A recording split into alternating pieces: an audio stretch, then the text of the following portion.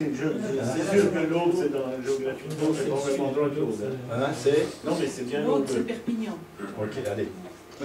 Bon, j'ai fait quelques voilà, par exemple, pour le stockage de déchets très faiblement radioactifs, voilà, donc ils sont mis, c'est sûr, hein, simplement ils ne sont pas dans la nature, quoi. Ils sont à un endroit, ils sont stockés à un endroit et ils sont surveillés, quoi. Voilà, on ne les balance pas. Et on va revenir, là par exemple ce sont des flux de stockage de déchets faiblement radioactifs, donc qui sont dans des, c'est sûr, hein, des déchets, simplement on ne les balance pas, voilà, on les balance pas, il y en a. On les balance plus. Comment? On les balance plus. Putain, attends, on les balance. Non mais d'accord, oui, mais ça, oui c'est vrai, mais c'est vrai. Voilà, les stockages. Alors le stockage, le futur stockage en profondeur, donc ce sera un laboratoire, on appelle le laboratoire, ce sera un hangar, ce sera je ne sais pas quoi, donc et il est à 600 mètres sous terre, ce seront des petits tunnels dans lesquels on va mettre ces fameux éléments combustibles. Et tout ça dans une zone où, normalement, dans 100 000 ans, voilà, 100 000 ans, ça sera mieux. Et puis, on pourrait visiter. Comment? On pourrait visiter. Comment? Non. Est-ce que vous savez quand même qu'il y a eu des réacteurs naturels qui ont fonctionné pendant des milliers d'années et que les produits radioactifs n'ont pas muté? Et là, il n'y avait pas de laboratoire pour dire on ne sait pas, on stocke, machin. Et on retrouve intégralement les produits de fission ont forcément disparu. Et maintenant, d'ailleurs, on peut y accéder, quoi. Hein. Je veux dire, c'est au Gabon, il y a eu 17 réacteurs qui ont fonctionné pendant plusieurs centaines de milliers d'années. Et voilà, et donc tous les produits sont restés, les actines mineures sont encore, il y en a qui existent encore, et qui sont là-bas, et ça n'a pas muté, parce que c'est des couches de géologie qui étaient extrêmement stables, quoi. Voilà. Et de toute façon, c'est sûr que des déchets, il y en a, et il y en aura toujours. De toute façon, l'activité humaine, il y a des déchets, y compris ceux-là. Les conditions de stockage entre la marne et le sel, quelle est la meilleure solution selon vous? Comment? Les conditions de stockage. Je pense que c'est des endroits où l'eau ne passe pas, quoi. Hein. Ouais, voilà, c'est ça. Oui, parce qu'aujourd'hui, en Allemagne, ils sont dans le sel, ils ont fait des essais dans le sel. Dans le sel, oui. Dans les mines de sel, c'est ça. Celui-là, c'est là, dans l'eau, c'est la marne, c'est de la styrène. Alors là, j'ai fait un petit récapitulatif, effectivement, de ce qu'on fait des déchets hautement radioactifs.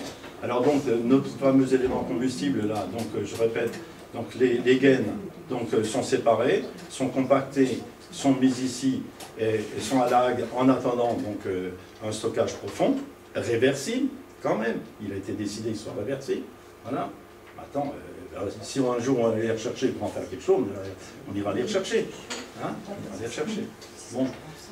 Alors, les 4% de produits de fission plus les actifs mineurs, donc c'est ce qu'on a vu qui est écoulé dans du verre et qui est stocké, donc qui est actuellement stocké à La Hague. Ensuite, le plutonium qui est séparé à La Hague, donc il est séparé et on fabrique du MOX qui va dans certaines centrales pour réutiliser un nouveau combustible. Et le reste, parce qu'on a entendu quand même très longtemps dire « ouais, on envoie nos déchets en Russie, en Sibérie ». Alors c'est mieux de dire en Sibérie, hein, comme ça fait peur. Aussi, quand même, vaste erreur, on ne dit pas ça, on n'envoie pas nos déchets, on n'a pas envoyé nos déchets en Russie. On a envoyé l'URT, on envoie toujours d'ailleurs, l'URT en Russie parce qu'ils ont des centrifugeuses qui sont prévues pour faire ça, et ils nous séparent les 94% d'uranium-238 du pourcent d'uranium-235 qui lui nous intéresse, d'accord, qui nous restitue, ils nous refont du l'uranium à 4,2%, l'uranium appauvri, donc c'est l'uranium-238, il reste là-bas parce qu'il n'a pas de valeur marchande. On en a, vous voyez, sur le sol français, on a déjà pour 10 000 ans. Alors, donc, il n'a pas pour l'instant de valeur marchande. Alors, on a montré effectivement des photos de trucs qui traînaient partout. De toute façon, c'est de l'uranium naturel. Hein. Il est aussi naturel que quand il était dans la nature. Hein. C'est le même. Hein. Il est naturel comme il était dans la nature. Voilà. Et puis donc en fait, quand on a dit qu'on envoyait nos déchets en Russie, c'est faux. Voilà, tout. On envoie, effectivement, il faut faire du retraitement. Et ensuite, ça revient, et donc on fabrique. En fait, c'est bien un déchet qu'on valorise. Comment? C'est un déchet qui est valorisable. Oui, c'est même valorisable. C'est même pas un déchet. C'est bien devenu un sous-produit. Dès que c'est un sous-produit, c'est même un déchet. Et un déchet, c'est un déchet qu'on valorise. Oui, mais c'est même pas un sous-produit, parce que c'est le produit d'origine. Ah oui. Non, c'est le produit d'origine. Ouais, en fait, le 230. subi un traitement qui n'a pas été traité. Non, d'accord, mais ce que je veux dire, c'est le produit d'origine, il était 238 et on trouve du 238. Voilà. Les vrais déchets. C'est simple, parce qu'on cherche à le valoriser. Voilà, ben bien sûr, oui. Voilà. Mais il y en a qui ont décidé de ne pas le valoriser. Les Américains ont décidé de ne pas le faire. Maintenant, ils commencent à s'y intéresser. Areva est en train je crois qu'ils sont en train de monter une usine effectivement de séparation pour réutiliser le plutonium. Quoi, hein. Après, c'est l'État qui décide. Quoi, hein. L'État qui décide. Donc voilà, donc le schéma à peu près est là. Bon, là je vais passer là-dessus parce qu'en fait, ça c'est la durée de vie, entre parenthèses. Il est assez intéressant, mais bon, je ne suis pas assez scientifique pour en parler quand même, mais simplement, c'est ce qu'il faut. Oui. Non, c'est de l'autre côté. Voilà. Simplement, ce petit schéma, c'est le monsieur, c'est lui là, qui a passé sa vie sur les verres, hein, et qui m'a expliqué pas mal de choses, je ne peux pas tout restituer. Hein. Et donc, ce qu'il m'a expliqué, c'est qu'effectivement, les produits de fission, ils ont une durée de vie très faible. Enfin, très faible, centaine d'années. C'est au bout d'une centaine d'années, ils retrouvent l'activité naturelle. Hein, ça, c'est l'activité naturelle. Les actifs mineurs, vous voyez, 10 000 ans, et le plutonium, 100 000 ans. Donc, en fait, nous qui retirons le plutonium, parce que ça aussi, ça a l'intérêt de réutiliser le plutonium. Un, on économise du combustible, d'accord? Et donc, on économise du combustible. Alors, vous voyez ici, voilà. Et si un jour, on donne l'autorisation, effectivement, de fabriquer notre fameux Astrid à Cadarache, là, pour réutiliser des actifs mineurs, ici, eh bien, on se retrouvera avec des produits de fission qui ont une durée de vie quand même qui est relativement courte. Elle est à peu près de 300 ans. C'est-à-dire au bout de 300 ans, sera retrouvée l'activité naturelle. Donc c'est important, les décisions qui sont prises au niveau d'un État, c'est vachement important. Le fait de dire on réutilise le plutonium, eh ben, hop, là on est déjà passé de là à là. On fait Astrid, et on fait des réacteurs de 4e génération, on met ça dedans, et donc on se retrouve avec des trucs qui sont beaucoup plus courts. Beaucoup plus courts. Donc quand on dit réutiliser les déchets, là, c'est pas les réutiliser, parce que les produits de fission, on va les réutiliser. On discutait avec un ancien collègue cet après-midi, il me dit peut-être qu'on pourra encore en faire quelque chose de ceux-là. Voilà, non mais pour dire, voilà, bon, on cherche quoi. On cherche à ce qu'il y ait un impact minimum sur la nature et sur les hommes. Quoi, voilà. Il va m'en vouloir. Non, oui, je voulais montrer ça, donc, ce réacteur. Donc, en fait, c'est des Français qui ont trouvé, c'est nous qui avons trouvé ça. C'est en fait qu'au Clos, là, il a daté de 2 milliards d'années, il a fonctionné, je crois, pendant 200 millions d'années, je sais pas, très longtemps. Donc, à l'état naturel, en fait, c'est un endroit où il y a de l'uranium naturel avec une concentration qui est très très forte. Donc, il y avait, de temps en temps, il y avait de l'eau, un lac, qui faisait modérateur. Les réacteurs ont fonctionné, et puis l'eau est partie, et les réacteurs sont arrêtés, et ils ont fonctionné, ils sont arrêtés. Et on retrouve, et donc c'est des réacteurs, la nature elle a fait ça. La nature elle a fait ça. C'est extraordinaire. Comment? C'est extraordinaire. Oui, c'est extraordinaire, oui, tout à fait. Voilà. Bon, bon, sur les déchets, je ne vais pas en dire plus, parce que je ne peux pas en dire beaucoup plus. Est-ce que je peux me permettre une petite question? Pardon? Je peux me permettre une petite question? Oh, Ou on attend un petit peu? Parce que c'est vous le chef. Ah, ça me brûle les lèvres. La question des smart grids, la redistribution intelligente des énergies. Oui. Est-ce que ça peut avoir un impact positif sur la quantité de déchets? Ou alors est-ce que c'est pire? C'est peanuts, forcément. Simplement, c'est que l'intérêt des smart grids, vous savez ce que c'est les smart grids un peu? En fait, on va dire que des compteurs, on va dire grosso modo, Dans les compteurs compteurs intelligents. intelligents. En fait, c'est le fait de pouvoir, à distance, piloter un peu la consommation des gens. Et puis que les gens aussi pilotent leur consommation. Sachant que la consommation, la consommation de courant est faible la nuit, elle est forte dans la journée, il y a une pointe sur les coups de 19h le soir, etc. Donc effectivement, il faut que le parc de production d'électricité en France puisse couvrir la pointe. Et donc, ça coûte cher, quoi. On voit bien que ça coûte cher. Et si on arrivait à lisser un petit peu tout ça, ça permettrait d'avoir un parc qui soit mieux adapté, hein, qu'on consomme un peu plus la nuit, qu'on consomme un peu moins la pointe, donc on aura un parc mieux adapté. Alors ça, on peut le faire.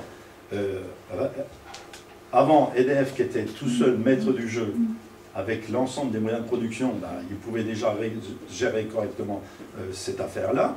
Maintenant qu'on a ouvert le capital, c'est totalement différent, parce qu'il y a des gens qui ont investi dans des moyens de production, il faut qu'ils produisent, ils s'en foutent quand, d'accord? Donc ça va tout changer.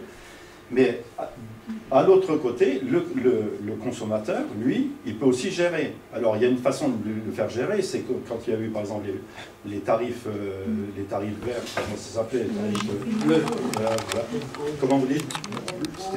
Oui, bleu, etc. Donc ça c'est un moyen effectivement pour dire aux gens, ben, faites attention, lancez pas votre machine le soir à 7h. Maintenant, le Smart Grid permettra d'être beaucoup plus fin et éventuellement que ce soit piloté par l'extérieur. Après, il faudra que les gens l'acceptent pour ça. Et donc, ça permettra de lisser une charge. Alors, lisser une charge, ça veut dire quoi? Parce que là, on voit bien qu'on rentre aussi dans le problème des débats de transition énergétique. Moi, j'aurais voulu vous parler de ça, mais il faudrait qu'on reste encore très longtemps. C'est-à-dire qu'en fait,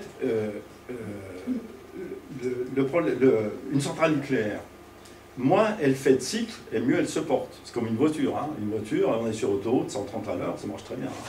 Voilà. Si on fait sans arrêt de ça, une centrale, c'est pareil. Et quand on fait, des variations de puissance constante, ben, on fait plus de déchets. On fait plus de déchets. Au niveau du combustible, c'est pareil. Au niveau du combustible, on a bien vu, le combustible, quand on a terminé d'utiliser l'élément combustible, ben on le sort et puis on traite ce que j'ai expliqué là. Voilà. Par contre, à l'intérieur, c'est-à-dire en fait, il faut borer plus, après il faut diluer, etc. Donc on met des produits effectivement pour régler la puissance du réacteur, ce qui fait qu'on va faire un peu plus de déchets. Donc on pourrait dire qu'on pourrait faire un, mais c'est très faible. Pour vous donner la réponse à ça, très faible, très très faible. Les ballons. Comment? Les accumulateurs, les ballons d'eau chaude. Oui. On a vu déjà. Oui, bah, le ballon. Alors, oui, alors c'est pareil, on rentre tout de suite aussi dans une discussion qui n'est plus rien à peine avec ça. Mais globalement, par exemple, dans ce qui a été décidé, ce qu'on appelle la RT 2012, c'est la réglementation thermique qui a été décidée par nos gouvernants. Hein. Mais là, je ne fais pas politique, hein, parce que c'était ceux d'avant. Hein, pareil. Hein. Hein, c'est pareil. Je veux dire, voilà, on va limiter. Il ne faudra pas que des bâtiments, maintenant, dépensent plus de 50 kWh par mètre carré par an d'énergie primaire. Ça, c'est la réglementation des nouveaux bâtiments. Le problème, comme je disais tout à l'heure, quand on fait des courants, d'accord, il y a des pertes. Hein, il y a des pertes. Okay, et donc, quand on parle d'énergie primaire, effectivement,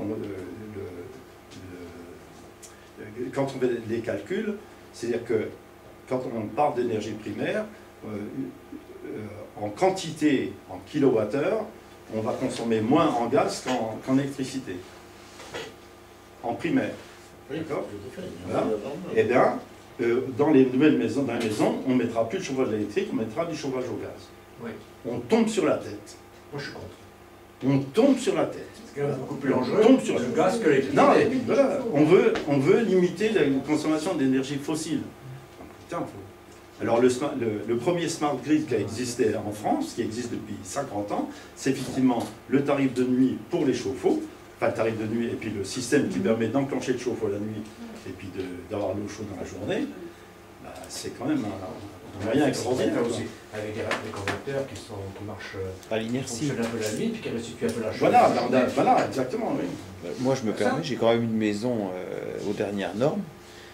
Bon, c'est formidable. Bon, les convecteurs à inertie électrique, évidemment. Oui. Et puis, chauffage, le poêle à granules. Impeccable, pas de gaz du tout. Hein, mais par contre, le principe de la maison avec le solaire pour le chauffe-eau, bon, je trouve ça formidable. Oui, mais formidable, sauf que... Non, non, mais c'est formidable, sauf que... Je vous ai expliqué, sauf que, deux choses.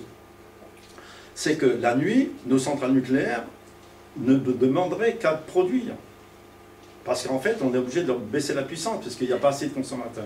Donc, il vaut mieux chauffer de l'eau la nuit, et on peut chauffer bien autre chose que l'eau, la nuit.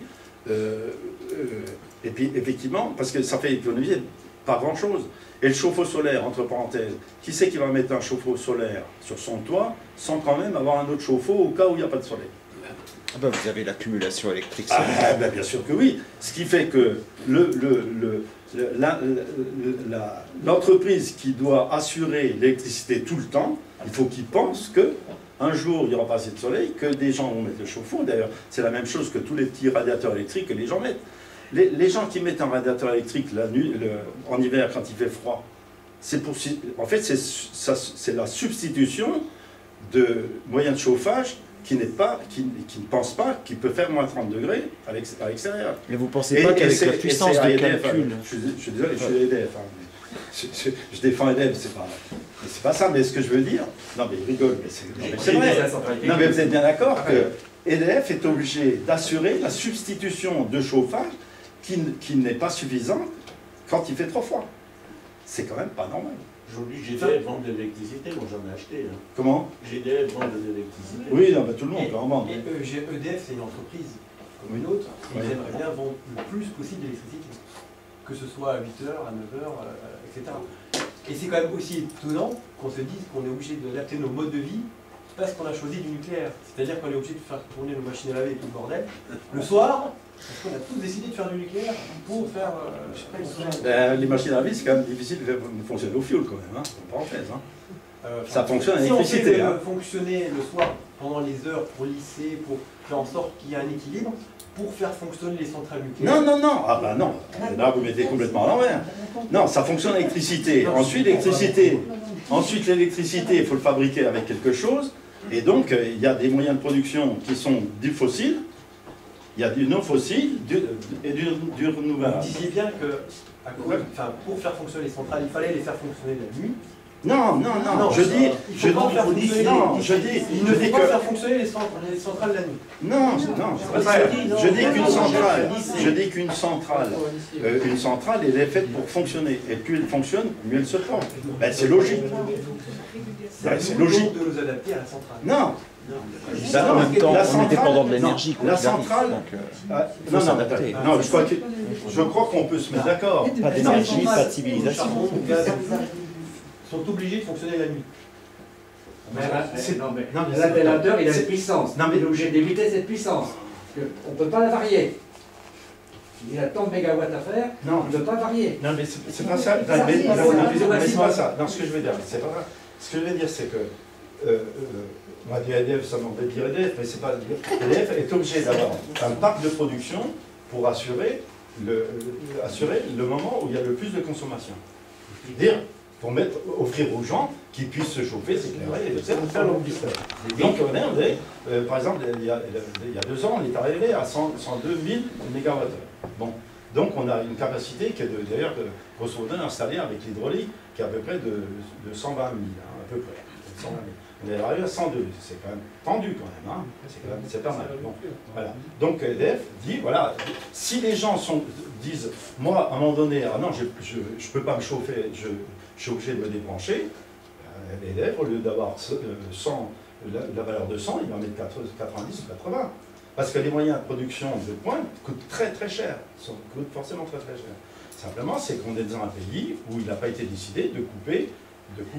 C'est tout, c'est comme ça. Donc on ne peut pas dire qu'on s'adapte aux centrales nucléaires, on a mis un parc de production qui s'adapte aux consommations des gens. Voilà, point. Alors maintenant, il y a ce qui fait du CO2, puis il y a ce qui ne fait pas de CO2, il y a ce qui coûte cher et ce qui ne coûte pas cher, il y a ce qu'on utilise, par exemple, prendre le fil de l'eau sur les flammes, le fil de l'eau elle passe, ben, l'électricité on le prend parce que sinon on ne prenait pas, ce serait perdu. D'accord? Et puis après, l'eau des barrages, on l'utilise lors des pointes parce qu'on stocke de l'eau. Lors des pointes, on fait tourner nos groupes et tout. Je veux dire, on essaie de gérer ça au mieux, en bon père de famille, entre parenthèses. Maintenant, les choses qui ont changé énormément depuis avant, c'est que, on a ouvert la concurrence.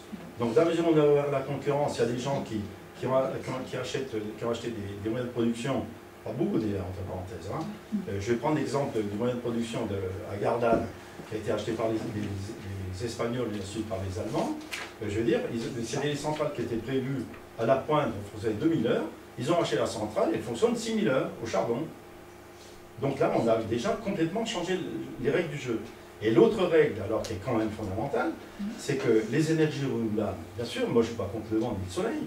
Le problème, c'est de savoir si on est capable de faire de l'électricité avec du vent et du soleil, moins cher, et puis en faisant moins de CO2. Mais il se trouve que non. Et ben voilà. Ben, le vent, ça ne fait pas de CO2. Ben, bien sûr que si. Vraiment. Pas tant que ça. Non, mais attendez, le problème, c'est pas... On va faire du béton, on fait du béton. Non, c'est pas ça. Mais c'est pas ça, monsieur. C'est pas ça. Non, c'est pas ça. C'est pas ça. Et le paiement, c'est pas de CO2 quand ça tourne. Le problème, c'est que quand il n'y a pas de vent, qu'est-ce qu'on fait?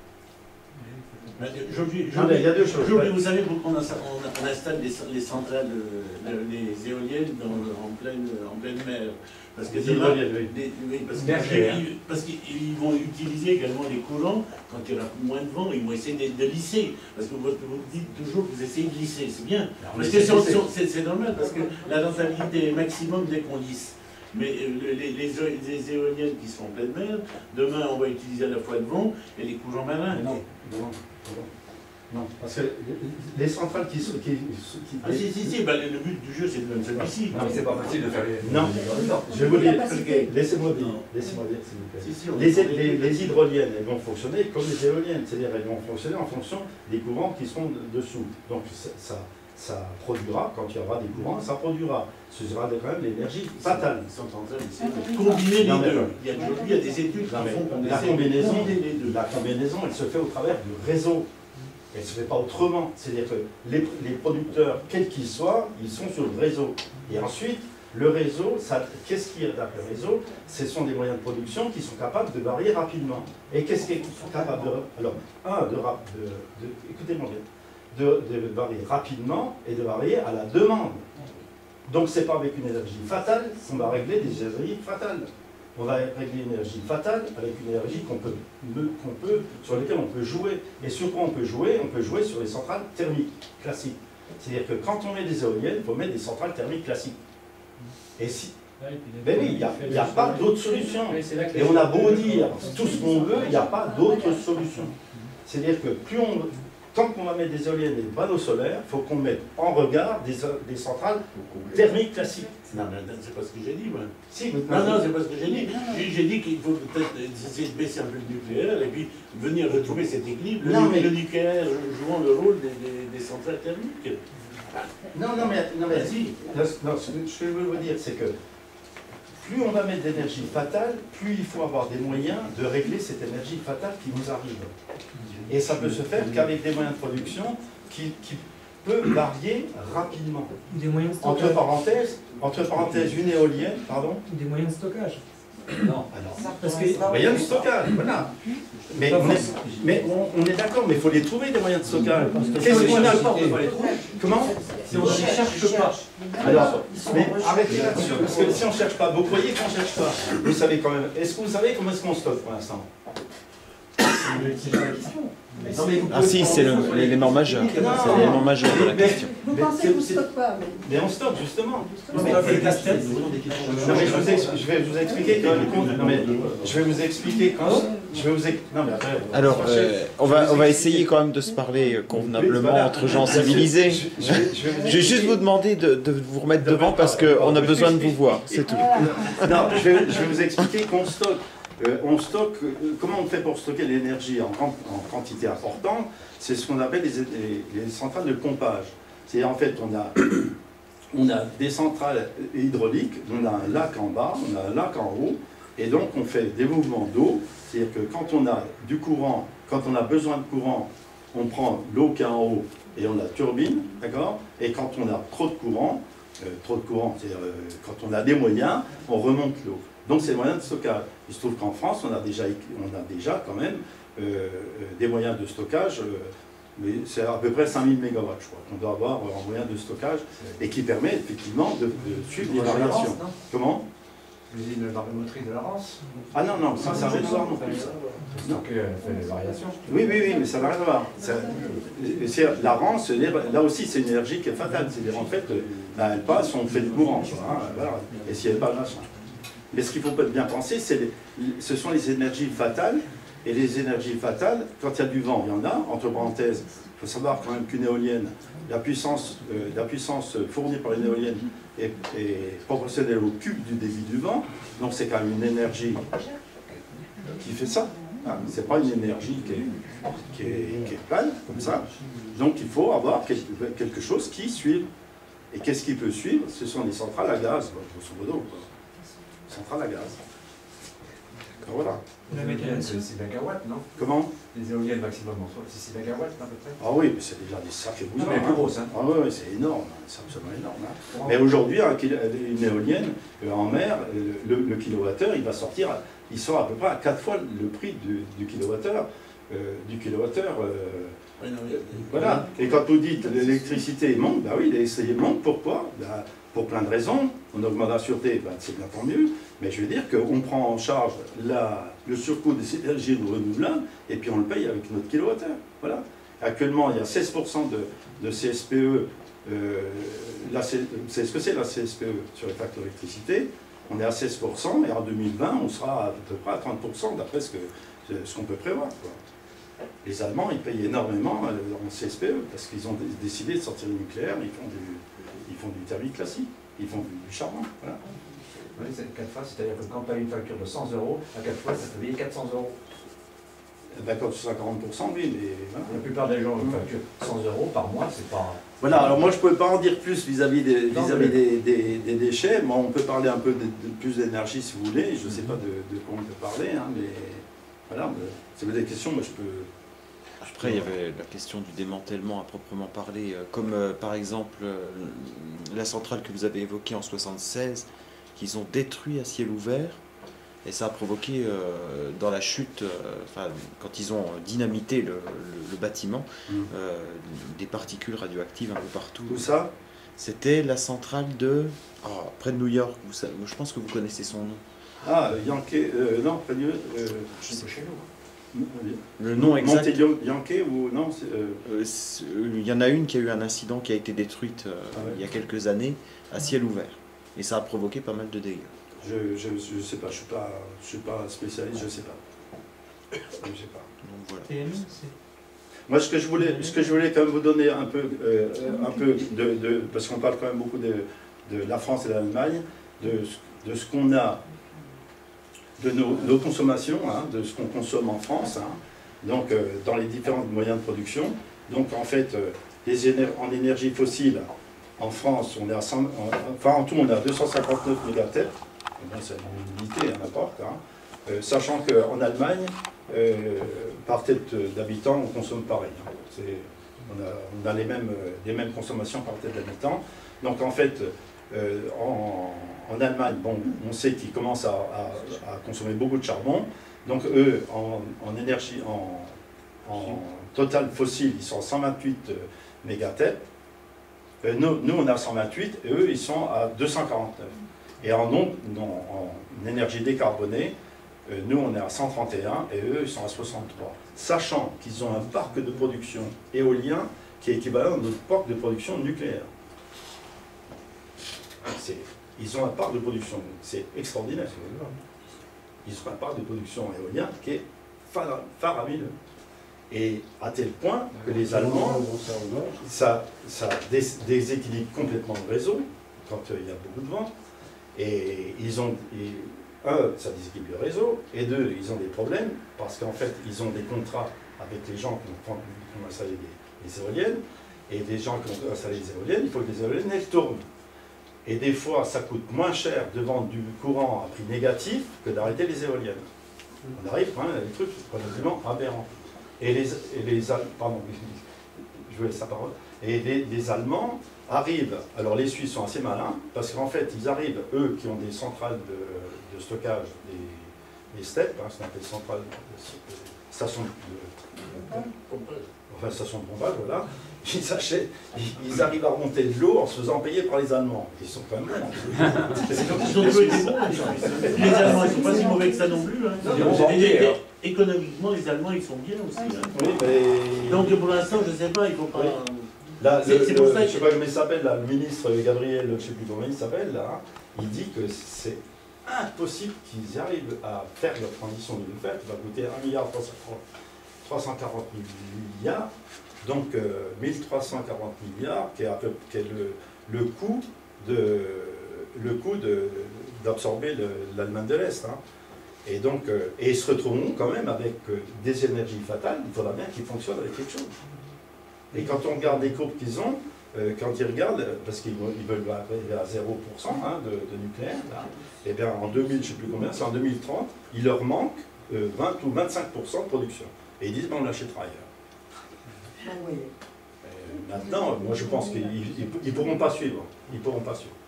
Bon, enfin voilà, donc je voulais vous montrer ça, donc ces valeurs-là.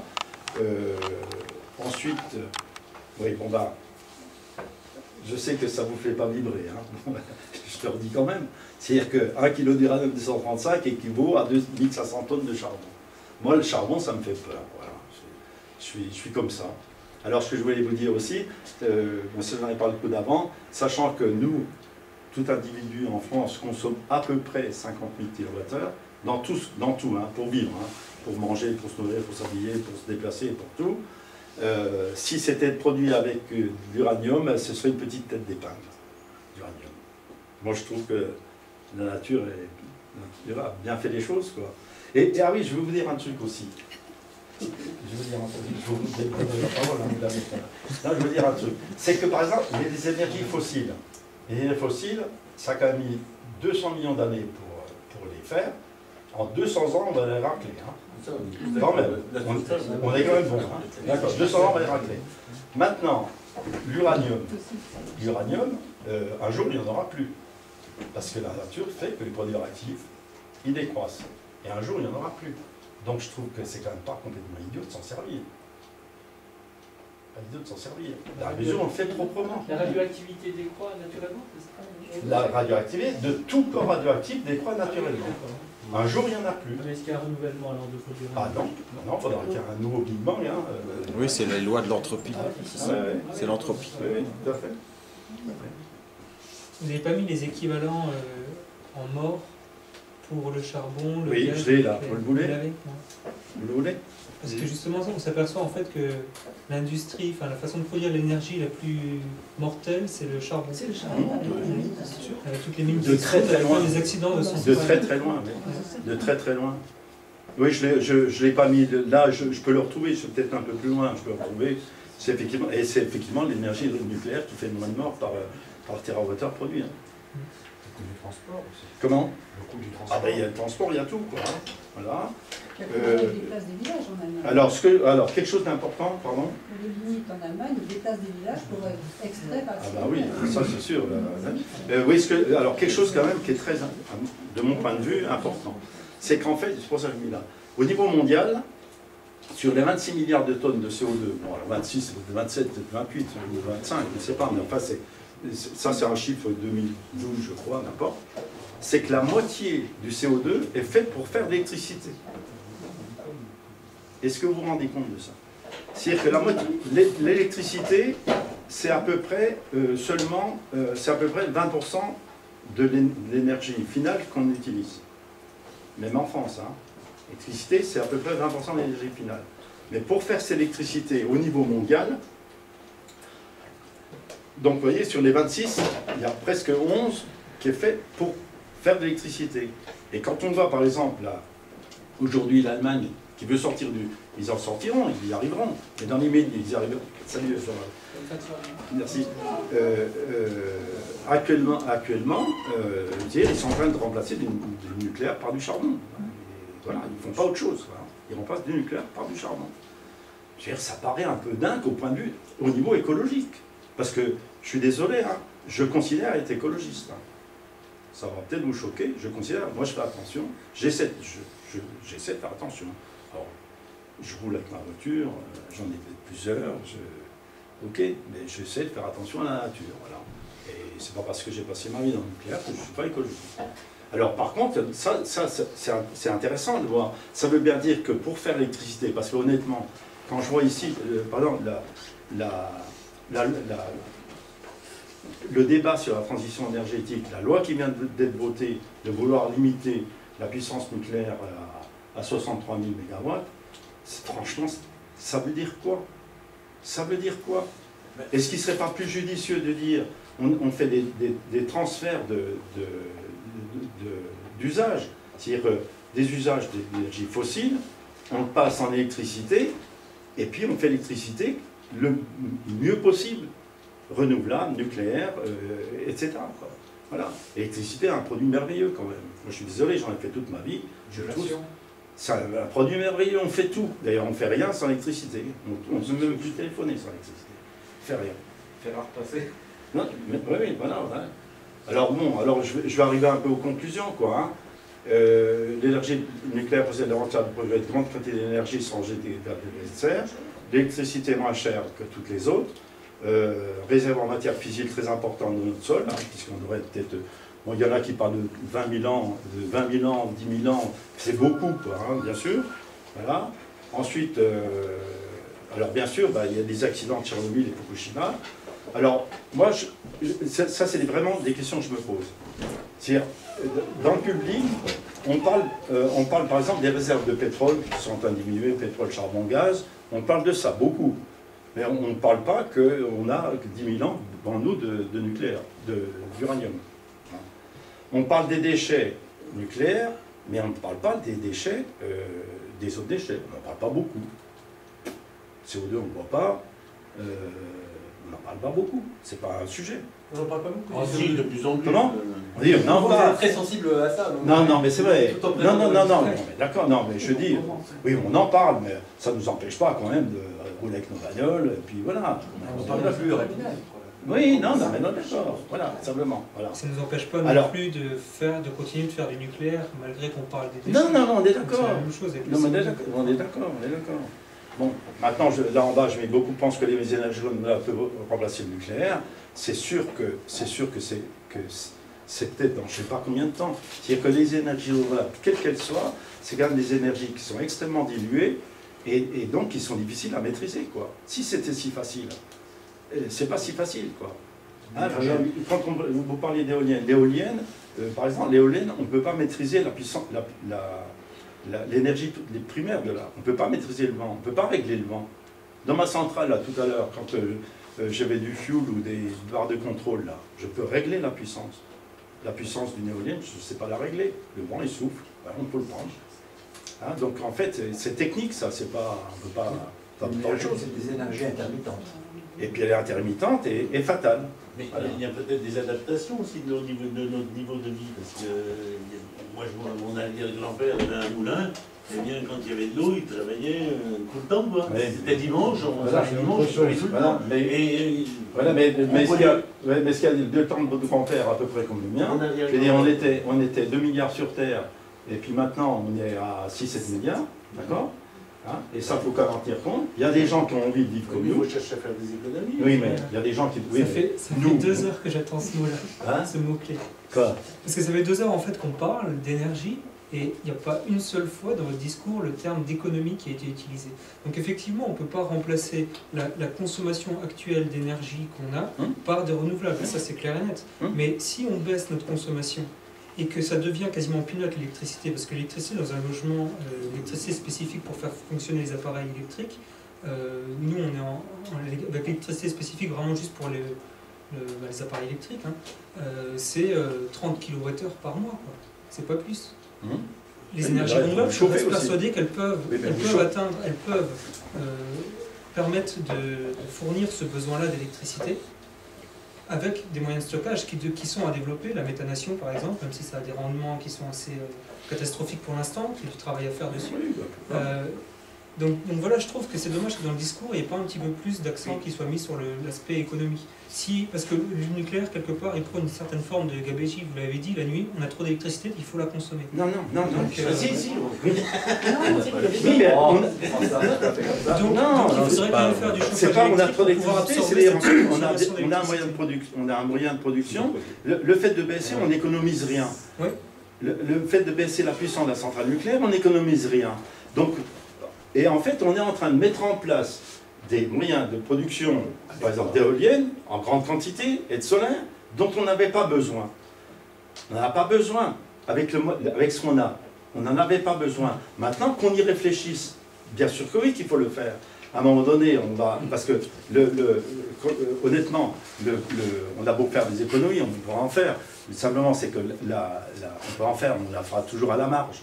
Le problème, il est là, c'est qu'en fait, le confort qu'on a, et 99% des gens l'apprécient. Ici, il fait combien? Il fait 22 degrés, eh bien on est bien à 22 degrés. C'est sûr que je pourrais avoir le manteau et tout, mais on est quand même bien à 22 degrés, on a ça qui marche, etc. On n'est pas bien à 22 degrés, on est bien à 19. La économique de chauffage, c'est 19 degrés, parce que chaque degré supplémentaire, c'est 10-15% de plus. Oui, non mais d'accord, mais... Oui, non mais c'est vrai. Non mais c'est vrai. Mais vous savez, attendez, vous savez quand même qu'il y a quand même aujourd'hui en France, il y a 11 millions de gens qui ne se chauffent pas correctement. Et bien il faut quand même y penser à ça. Et c'est pas normal qu'en 2014, il y a 11 millions de gens qui ne peuvent pas se chauffer. Et si la CSPE augmente, c'est pas uniquement à cause des énergies renouvelables, c'est aussi parce que la CSPE, c'est-à-dire contribution sociale à la production d'électricité, oui. Et c'est aussi pour couvrir les personnes qui sont en situation de précarité. Voilà, qui peuvent plus payer leur facture d'électricité. Donc c'est aussi bien de rappeler que la CSPE, c'est pas que la faute des énergies. Non, on est bien, il y a la péréquation tarifaire, etc. Voilà, on est bien d'accord. Mais seulement, c'est qu'avant, il y a 5-6 ans, il y avait 400 000 personnes qui avaient un tarif social. Maintenant, il y a 4 millions. Ben, c'est pas normal. C'est pas normal qu'il y en ait 4 millions. Et alors, c'est parce que c'est facile de faire des économies. Moi, je vais en faire, mais on vit. Enfin, bon, je sais, je suis pas un navab, hein, je suis élève. Donc, voilà. Mais je veux dire, on est dans un niveau. Enfin, je suppose que les gens sont autour de la table. Grosso modo, on a un niveau de confort, et puis le confort, c'est quand même pas mal, quoi. Hein. Et puis dans les autres pays, il y en a qui voudraient bien avoir la moitié de notre confort d'aujourd'hui, quoi. Hein. Voilà. De toute façon, le nucléaire continuera à être une part du mix énergétique futur, ça c'est clair. Voilà. Quand on parle de transition énergétique, on ne va pas supprimer une énergie pour une autre. Mais de toute façon, il faut les utiliser là où elles sont intéressantes. Là, par exemple, honnêtement, le solaire, c'est de l'énergie d'avenir. Mais aujourd'hui, le solaire, c'est au niveau de la recherche et du développement. Il ne faut pas faire un développement du solaire comme on le fait actuellement. Parce qu'en fait, on sort un kilowattheure qui est 10 fois le prix du kilowattheure nucléaire. Ça sert à quoi? Des gens qui défiscalisent, des gens qui bousinent autour, alors ça c'est autre chose. Les paysans, maintenant, plutôt que de faire des céréales, ils font de l'électricité, on arrive à des trucs aberrants, quoi. Honnêtement, alors qu'en fait, au niveau du... Comment? Il fallait pas essayer de lancer un peu l'industrie là? Ah si, non, il faut le faire, mais bien sûr que oui, il faut le faire. Mais au niveau recherche et développement, c'en est à ce niveau-là. Les éoliennes, elles sont quasiment matures, les éoliennes. Simplement, dans les maisons, on n'en a pas besoin. Maintenant, il faut y penser, effectivement. Et les éoliennes, bien sûr que oui. Voilà, et il en faut un petit peu. Là, les Allemands, vous vous rendez compte, ils arrivent ils font presque rien avec le même parc nucléaire que notre parc nucléaire. Je crois qu'ils ont 60 000 et quelques mégawatts d'installés. C'est énorme. C'est de sacré bousin. Et puis c'est bien quand c'est loin de chez soi aussi, hein. Parce que quand on les a sous les yeux, c'est pas terrible, quoi. Il faut quand même y réfléchir. Et dans les oreilles. Oui, voilà. Alors, je voulais faire un petit bilan au niveau de ce que coûte le nucléaire, parce que ça aussi, quand on dit oui, on développe les énergies renouvelables, ça va faire des emplois. Attends, ça dépend où. Alors, l'achat d'uranium en France, ça c'est la Cour des comptes, hein, donc c'est pas EDF qui a sorti ça, c'est la Cour des comptes. Donc l'achat d'uranium, ça c'est ce qui part à l'étranger, entre 600 et 800 millions par an. Okay, toute la fabrication de combustible, on a vu, hein, donc ça se fait en France, entre 1800 et 2000 millions d'euros. Okay, donc un coût total, voilà le coût total, on va dire 3 millions d'euros. Okay, dont seulement un tiers qui part à l'étranger. Bon, coût d'uranium. coût d'uranium. En kilo. Voilà, donc le coût total, voilà. Donc si on remplaçait ça par du gaz, ça ferait à peu près 20 milliards. Il faut quand même savoir, 20 milliards, ça, il n'y a seulement ça qui est parti à l'étranger. Là, c'est 20 milliards qui partent, même en dehors de la communauté européenne, hein, les 20 milliards. Hein. Ils partent en Russie, ils partent en Algérie, je ne sais pas où, hein, on est d'accord. Imaginons qu'on double le prix du gaz, c'est plus 20, c'est 40. Hein. Et on le triple, c'est 120. Hein. Voilà, alors que là, on a des contrats à long terme, d'une part, et puis il y en a. Donc il y en a beaucoup. Donc ça montera, même si c'était multiplié par 2, voilà. Alors donc, voilà. Et donc les économies de dépenses, donc ça fait 17 milliards. Bon, grosso modo, on vend à peu près pour 6 milliards de prestations extérieures. Donc aujourd'hui, le nucléaire en France rapporte 25 milliards par an. Je suis désolé, c'est quand même comme ça. Ça fait partie de l'économie. Heureusement qu'on a ça, parce que sinon, c'est pas riche. Voilà. Et non, mais moi, franchement, bon, évidemment, je suis pour cette énergie, évidemment, mais c'est pas... Mais justement, vous dites que vous êtes pour, mais enfin, j'imagine que vous pensez que je suis contre, j'imagine. Non, je sais pas. Si, non, mais j'imagine, parce qu'en fait... Moi, je me suis ouvert. Hein, donc, soit contre. Il n'y a pas un milieu, quoi. On ne peut pas penser l'énergie comme étant... Mais bien sûr que si, justement, c'est ce qu'il faudrait. Comme étant un partage avec un réseau européen. On ne peut pas voir les choses autrement que t'es pour, t'es bon, ou t'es contre, t'es méchant. Alors ça c'est valable à l'extérieur, mais le but de cette réunion, c'est clairement d'aller au-delà. Oui, justement. De réfléchir profondément. Mais on sent quand même dans les discours... oui, je suis un peu passionné, bon. Que, voilà. Non, mais c'est vrai. On n'a pas vu beaucoup de nuances dans les déchets en maîtrise. Oui, mais la nuance, peut-être qu'il y a des choses encore qu'on va devoir améliorer. Voilà. Non, mais je suis désolé, mais il y avait la première conférence, c'était quand même le sujet des autres énergies. Donc je ne peux pas tout ramener là. Quoi. Oui, non, mais sur la question des déchets, les gens n'ont pas on peut dire prix de l'énergie. Non, mais on peut dire limite aussi, ou il y a des choses peut-être. Et voilà, c'est pas parce qu'on émet une réserve ou une critique. Non, tout à fait. On est contre le nucléaire et on va dire absolument. Je pense que non, c'est clair. Le but c'est ça, c'est vraiment de donner la parole à chacun. Mais simplement, ce que je veux montrer, c'est que les déchets, on sait quoi en faire. Voilà, quand on dit, ici il n'y a pas de déchets, oui, les déchets c'est inéluctable, il y a des déchets, maintenant c'est fait sérieusement, voilà, c'est fait sérieusement, on les trie, on les stocke, on les traite, etc. Et voilà quoi. Il faut réfléchir aussi, c'est aussi le coût aussi au niveau des entreprises. On veut tous qu'elles meurent, on n'a qu'à changer d'énergie, puis elles vont mourir. Et là c'est du boulot en France, quoi. Alors là je suis provocateur, hein, forcément. Mais bon,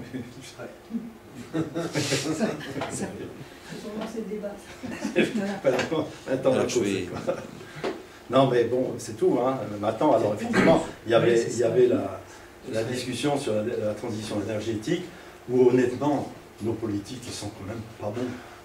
Ils sont quand même pas bons. C'est pas les politiques aujourd'hui, c'est la finance. Il faut savoir que la Société Générale, ses financements, au lieu de faire de la recherche peut-être dans du renouvelable ou même dans l'industrie nucléaire, aujourd'hui la Société Générale et une autre grande banque, on finance tout le charbon en Australie. Alors parce qu'il y a un rapport sur le court terme, mais on essaierait de faire du moyen et du long terme. Eh bien, on fait du financement de recherche sur le nucléaire, dans le renouvelable et dans plein de choses, et bien on va jouer gagnant. Et je pense que les Allemands jouent gagnant. Parce que les Allemands, ils sont pas si mauvais non plus. Non, mais j'ai pas dit ça. Mais simplement, par exemple, quand on parle de recherche, moi je peux vous dire, au CEA, je peux vous dire qu'il y a quand même 5000 personnes qui font de la recherche, et pas que nucléaire, parce que d'ailleurs maintenant, le CEA, c'est plus que l'énergie atomique, hein, c'est aussi l'énergie renouvelable. Je veux dire que, moi, à EDF, je connais beaucoup de gens qui travaillent aux études de recherche. Je veux dire que, faut pas dire qu'il n'y a pas de recherche, il y a de la recherche. Là, par exemple, vous avez parlé de stockage. Évidemment, si on savait stocker, simplement, c'est essayons de stocker tout bêtement. Moi, je veux dire, j'ai un chauffage électrique, un chauffage à eau par le sol, et l'eau, je la chauffe à l'électricité. Comment? Basse température. Eh bien, en hiver, entre 4h de l'après-midi et puis 10h du soir, je coupe mon chauffage. C'est un moyen extraordinaire de stocker de l'électricité. Voilà, il y a plein de trucs. Maintenant, l'électricité, un produit... On n'a pas compris, quand on a ouvert le marché de l'électricité, on n'a pas compris que c'est un produit capitalistique, enfin un produit monopolistique l'électricité on ne peut pas fabriquer un kilowattheure s'il n'est pas consommé. Et inversement, quand je consomme, il faut qu'il y ait quelqu'un qui le produise. Ce n'est pas un produit comme des voitures, comme je ne sais pas quoi. C'est un produit qui est différent. Donc, et c'est compliqué, quoi. Gérer le réseau, c'est quelque chose qui est compliqué. On ouvre le marché, et ça casse tout, hein. Tout part différemment, hein. C'est totalement différent. On allait croire que ça allait baisser les coûts. Mais quand on réfléchit que les fournisseurs, ils achètent du courant EDF, ils vendent aux clients d'EDF. Putain, le bénéfice, il est où? Vous pouvez me dire?